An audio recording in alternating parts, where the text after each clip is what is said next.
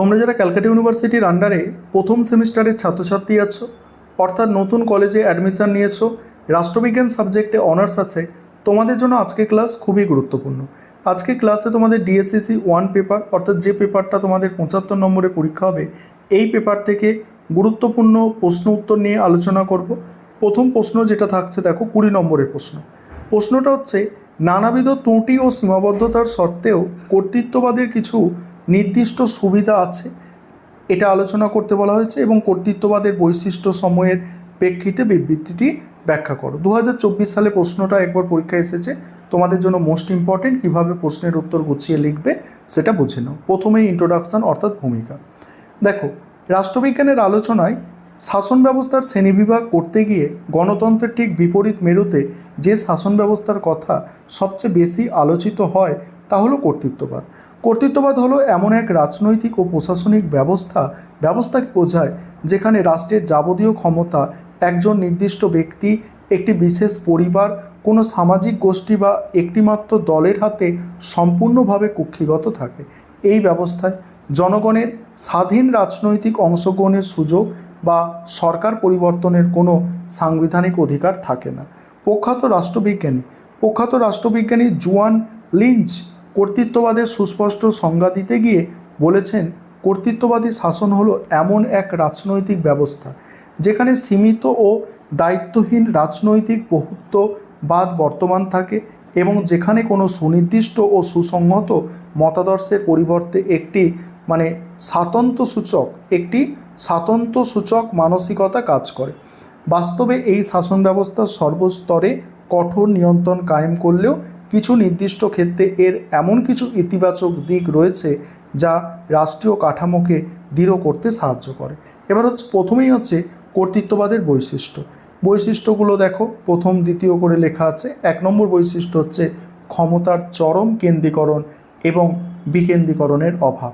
অর্থাৎ কর্তৃত্ববাদী শাসন ব্যবস্থায় সর্বপ্রধান এবং সবচেয়ে উল্লেখযোগ্য বৈশিষ্ট্য হলো ক্ষমতার চরম কেন্দ্রীকরণ। রাষ্ট্রের শাসনতান্ত্রিক, আইন প্রণয়ন এবং বিচার বিভাগীয় সমস্ত ক্ষমতা শাসক গোষ্ঠীর হাতে কেন্দ্রীভূত থাকে। এখানে সরকার বিভিন্ন বিভাগের মধ্যে ক্ষমতার কোনো বিকেন্দ্রীকরণ বা স্বতন্ত্রীকরণ দেখা যায় না। বলছে এখানে সরকারের বিভিন্ন বিভাগের মধ্যে ক্ষমতার কোনো বিকেন্দ্রীকরণ বা স্বতন্ত্রীকরণ দেখা যায় না।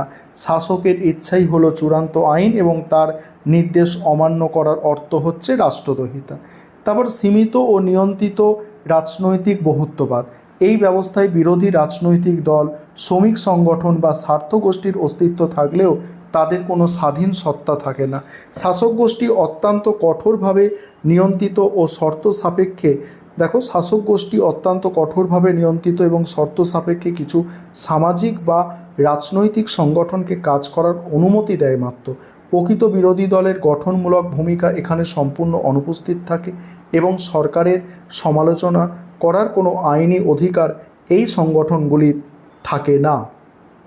তারপর হচ্ছে নাগরিক অধিকার ও ব্যক্তি স্বাধীনতার চরম সংকোচন। কর্তৃত্ববাদে রাষ্ট্রের স্বার্থকে ব্যক্তি স্বার্থের চেয়ে অনেক বেশি বড় করে দেখা হয়, ফলে জনগণের স্বাধীন মতামত প্রকাশ, শান্তিপূর্ণভাবে সমবেত হওয়া বা সংগঠিত হওয়ার অধিকার রাষ্ট্রীয় স্তরে কঠোরভাবে নিয়ন্ত্রণ করা হয়। সংবাদপত্র, রেডিও, টেলিভিশন এবং অন্যান্য সমস্ত গণমাধ্যমগুলি সম্পূর্ণরূপে সরকারের সেন্সরশিপ বা নজরদারির অধীনে কাজ করে। তারপর হচ্ছে বল প্রয়োগ, পুলিশ শাসন এবং কঠোর নিয়ন্ত্রণ। এখানে কি বলা হচ্ছে দেখো, পুলিশি শাসন আর কঠোর নিয়ন্ত্রণ। এই শাসন ব্যবস্থায় সমাজ ও রাজনীতিকে নিরঙ্কুশভাবে নিয়ন্ত্রণ করার জন্য গোপন পুলিশ, গোয়েন্দা বাহিনী এবং সেনাবাহিনীর ব্যাপক ব্যবহার পরিলক্ষিত হয়। যে কোনো ধরনের সরকার বিরোধী আন্দোলন, বিক্ষোভ বা ধর্মঘট অত্যন্ত নির্মম ও কঠোর হাতে দমন করে শাসক তার নিজের মসনদ সুরক্ষিত রাখে। ভীতি প্রদর্শন ও বলপ্রয়োগই হলো এই সরকারের টিকে থাকার প্রধান হাতিয়ার। তারপর হচ্ছে কর্তৃত্ববাদের সুবিধা বা গুরুত্ব। এখানে দেখো এই পোর্শনটা এবার আলোচনা করব সুবিধা বা গুরুত্বের।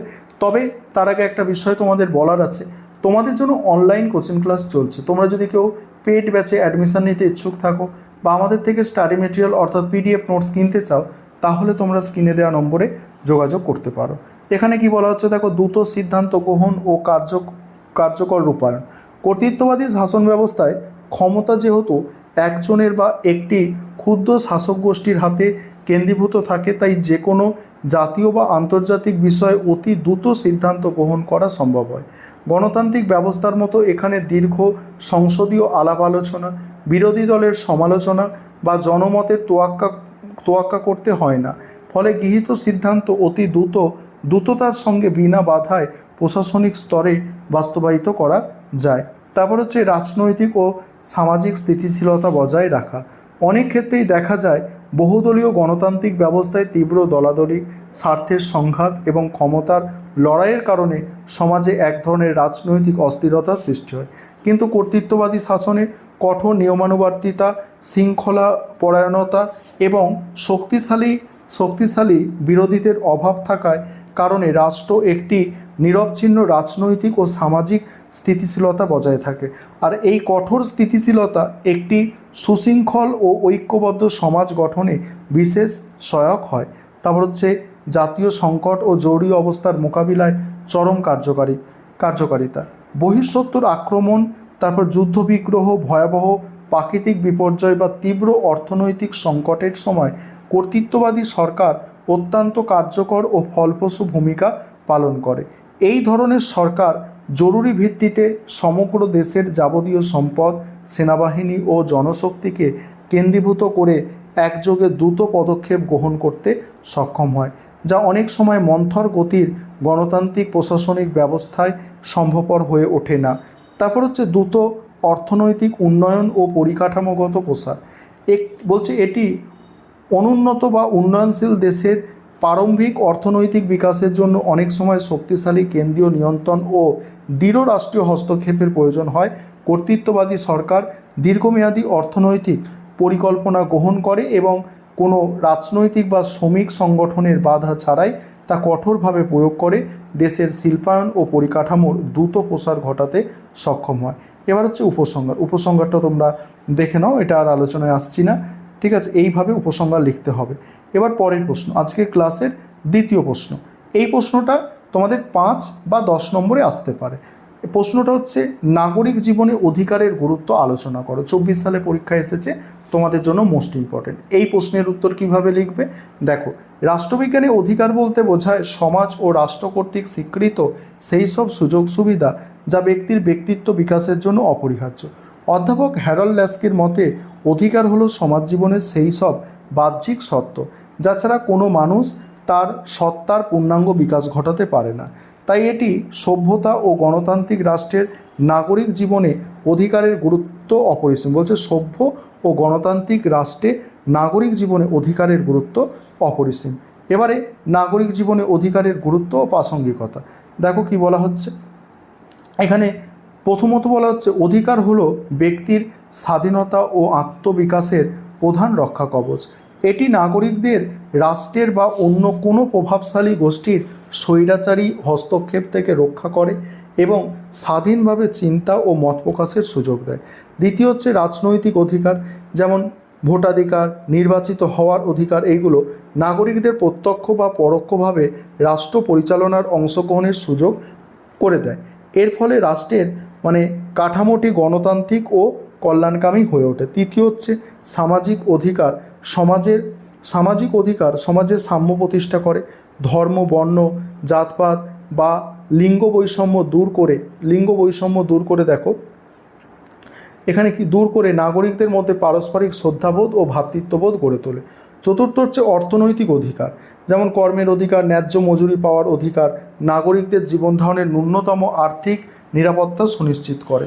অর্থনৈতিক স্বাধীনতা ও নিরাপত্তা ছাড়া রাজনৈতিক বা সামাজিক অধিকার সম্পূর্ণ অর্থহীন হয়ে পড়ে। সংক্ষেপে কি অধিকার কেবল ব্যক্তির নিজস্ব উন্নয়ন ঘটায় না, পাশাপাশি সমাজ ও রাষ্ট্রের সার্বিক কল্যাণের পথও প্রশস্ত করে। তারপরে উপসংহারে কি বলা হচ্ছে, পরিশেষে বলা যায় একটি রাষ্ট্র কতটা উন্নত গণতান্ত্রিক তা বিচার করা হয় সেই রাষ্ট্র তার নাগরিকদের কী পরিমাণ এবং কী ধরনের অধিকার প্রদান করছে তার উপর ভিত্তি করে। ঠিক আছে, এবার পরের প্রশ্ন 5-10 নম্বরে এটাও আসতে পারে। ধ্রুপদী গণতন্ত্রের বৈশিষ্ট্য। বা ক্লাসিক্যাল ডেমোক্রেসি। ধ্রুপদী গণতন্ত্র মানে, দেখো ধ্রুপদী গণতন্ত্র বলতে মূলত প্রাচীন গ্রিসের নগরাষ্ট্রগুলিতে বিশেষত এথেন্সের প্রচলিত শাসন ব্যবস্থাকে বোঝায়। খ্রিস্টপূর্ব 5ম শতকে উদ্ভূত এই ব্যবস্থায় নাগরিকরা সরাসরি রাষ্ট্রের শাসন কার্যে অংশগ্রহণ করে। আধুনিক প্রতিনিধিত্বমূলক বা পরোক্ষ গণতন্ত্রের পূর্বে এটিই ছিল গণতন্ত্রের আদি ও প্রত্যক্ষ রূপ। তারপরে কি ধ্রুপদী গণতন্ত্রের মূল বৈশিষ্ট্যতে কি বলা হচ্ছে দেখো, প্রথমত বলা হচ্ছে শাসন কার্য প্রত্যক্ষ অংশগ্রহণ ছিল এর প্রধান ভিত্তি। নাগরিকরা সরাসরি অ্যাসেম্বলি বা জনসভায় উপস্থিত হয়ে আইন প্রণয়ন, রাষ্ট্রের নীতি নির্ধারণ এবং বিচার বিভাগীয় সিদ্ধান্ত গ্রহণ করে। এর জন্য কোনো নির্বাচিত প্রতিনিধির প্রয়োজন হয় না।